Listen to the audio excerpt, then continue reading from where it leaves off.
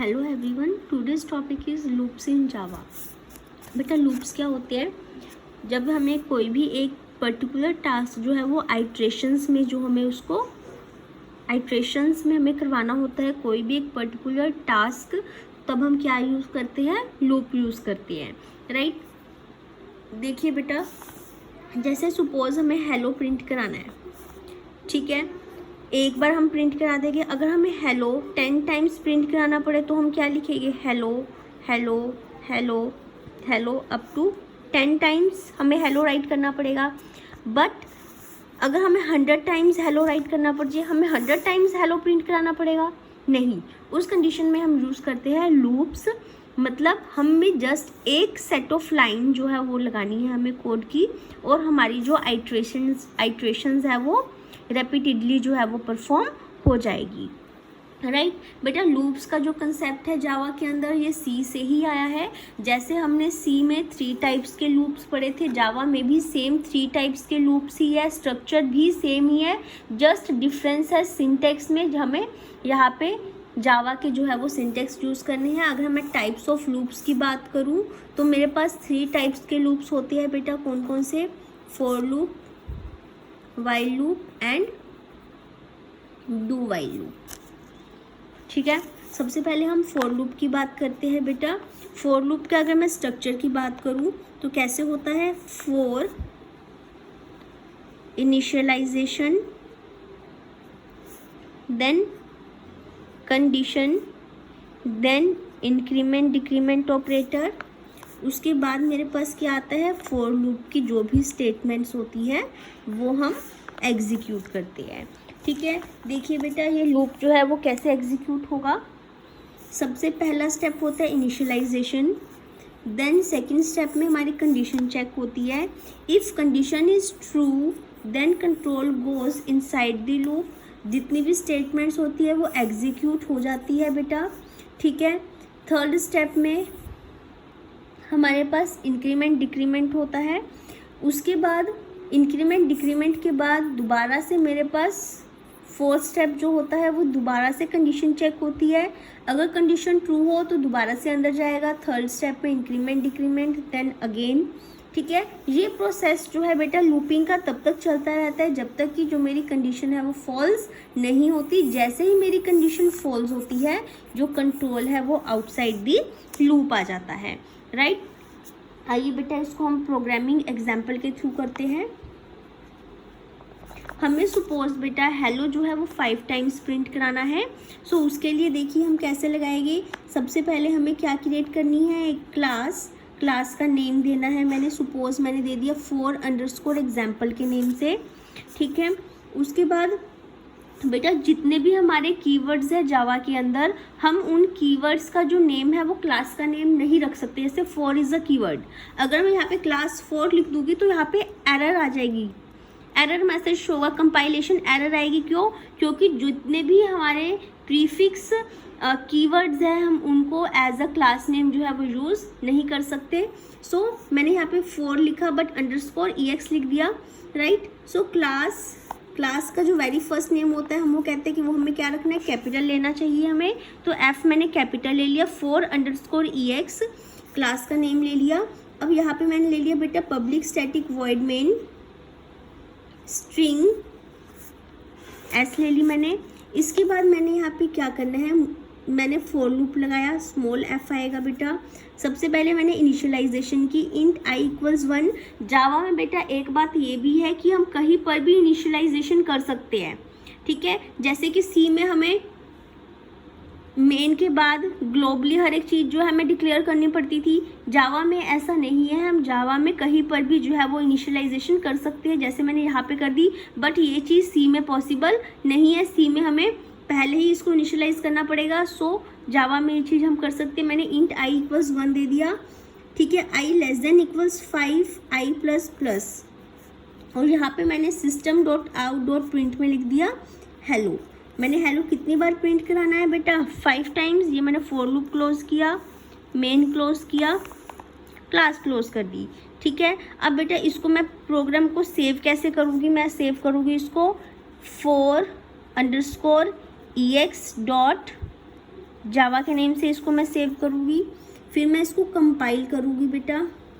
Compile कैसे करेंगे हम, jvac space for_ex dot Java के नेम से, फिर मेरे को इसको इंटरप्रेट करना पड़ेगा।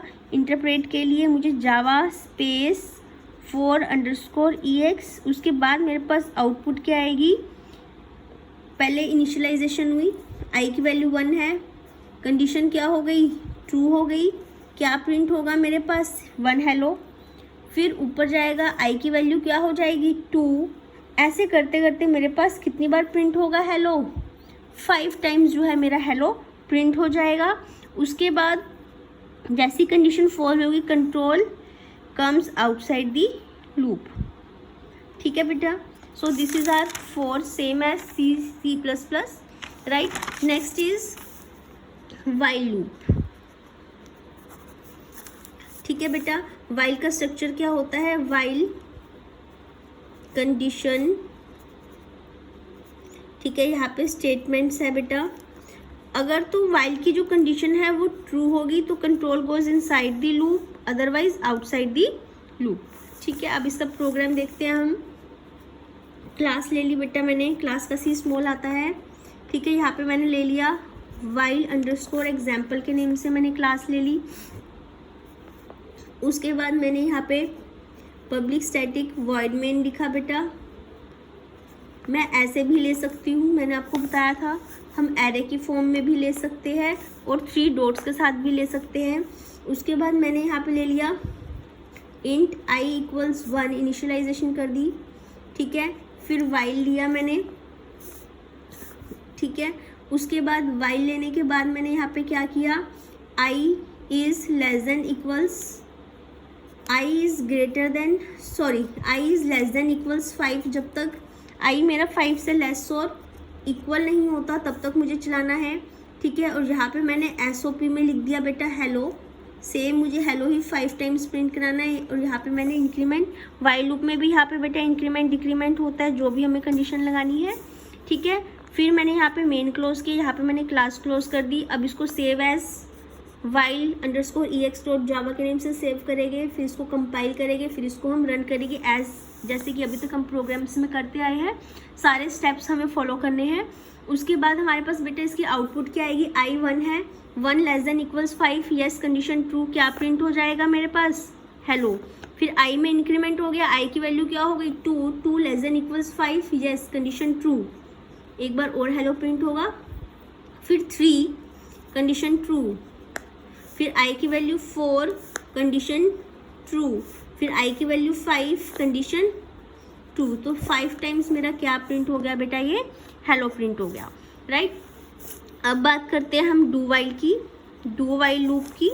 डू वाइल लूप में पहले डू आता है बेटा, फिर हमारे पास क्या आता है, फिर कंडीशन चेक होती है। ठीक है, यहाँ पे जो भी स्टेटमेंट होगी वो एग्जीक्यूट होगी, इंक्रीमेंट डिक्रीमेंट जो भी होगा वो होगा। डू वाइल और वाइल में बेटा बेसिक डिफरेंस यही है कि वाइल में कंडीशन चेक होने पर ही स्टेटमेंट्स जो है वो एग्जीक्यूट होती है, सेट ऑफ स्टेटमेंट्स तभी एग्जीक्यूट होगी जब वाइल लूप जो है वो उसकी कंडीशन जो है ट्रू होगी। डू वाइल में क्या होता है, body of the loop execute at least once whether condition is true और फॉल्स। कंडीशन चाहे ट्रू हो चाहे फॉल्स हो, जो मेरी बॉडी ऑफ लूप है वो एग्जीक्यूट होती ही होती है एटलीस्ट वंस। ठीक है, सो सेम देखते हैं बेटा, हम इसका प्रोग्राम देखते हैं। मैंने क्लास बना दी, ठीक है, डू अंडरस्कोर एग्जाम्पल के नेम से, डू वाइल कुछ भी आप ले सकते हैं बेटा। ठीक है, उसके बाद मैंने यहाँ पे पब्लिक स्टैटिक वॉइड मेन बनाया बेटा, स्ट्रिंग ले ली मैंने। उसके बाद मैंने यहाँ पे इनिशियलाइजेशन कर दी। ठीक है, फिर मैंने यहाँ पे डू लगाया, फिर यहाँ पे मैंने SOP में हेलो प्रिंट कराया।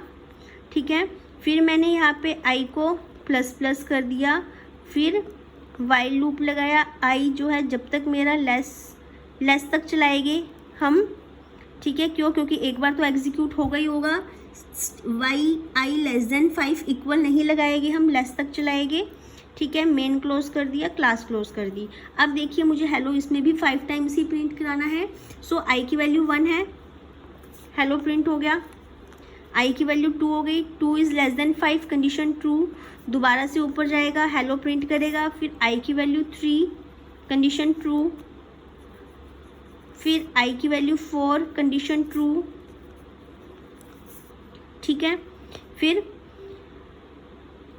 पहले 1 हुआ, ठीक है। फिर बेटा इक्वल्स, देखिए इक्वल्स अब हमें लगाना पड़ेगा कि 1 2 3 4 टाइम्स हुआ, आई की वैल्यू जैसे ही 5 होगी, ठीक है, फिर ऊपर जाके क्या प्रिंट होगा, हेलो, ठीक है। फिर आई की value 6, condition false outside the loop. So यहाँ पे हमें आई लेस देन इक्वल्स 5 लगाना पड़ेगा, क्योंकि अगर मैं लेस लेती हूँ तो वो एक कम प्रिंट कराता है हमारे पास, ठीक है। So this is our do while loop. Hope you understand the concept of loops, right? Thank you.